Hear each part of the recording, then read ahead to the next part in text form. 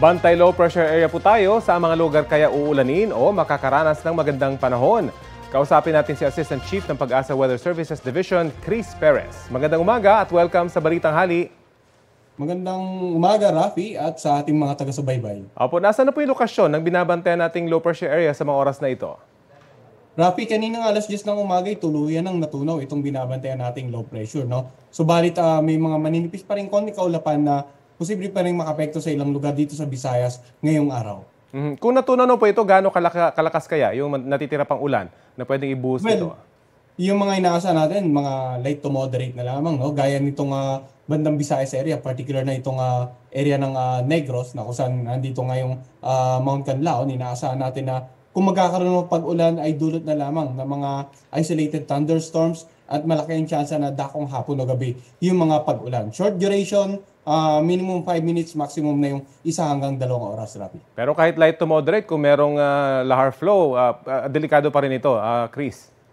Tama po, kaya yung mga kababayan po natin doon sa area na apektado ng nasabing bulkan ay patuloy pa rin makinig sa kanilang mga local government at local DRR officials para po sa mga disaster preparedness and mitigation measures. Opo. Ano po yung asahan nating lagay naman ng panahon bukas, lalo na yung kabi-kabilang job fair na idadaos? Well, yun nga po, no? Yung area ng nagkaroon ng volcanic eruption, generally inaasahan natin na may improvement na ng weather dahil wala ng low pressure area. At kung magkakaroon ng pag-ulan ay dakong hapon o gabi naman. Now, dito naman sa Metro Manila, patuloy pa rin nga yung generally maliwas panahon. Mainit minsan pero may chance rin ng mga isolated thunderstorm, lalo na sa dakong hapon o gabi. So sa mga kababayan po natin na lalabas bukas, may outdoor activity, pinapayang pa rin natin na magdala ng payong dahil kundi mo protection sa init ng araw ay protection po sa mga biglaang pag-ulan, lalo na sa dakong hapon o gabi. Kumustahin naman natin yung panahon dun sa may Taal Volcano, kung saan nagkaroon ng degassing. Ano kaya asahan nating panahon dun sa lugar na yon, Chris? Well, Rapi, halos parehas ng panahon dito sa Metro Manila. No? Generally, fair weather, inaasahan natin sa area. At kung magkakaroon ng pag-ulan, ay dulot lamang ng mga localized thunderstorm.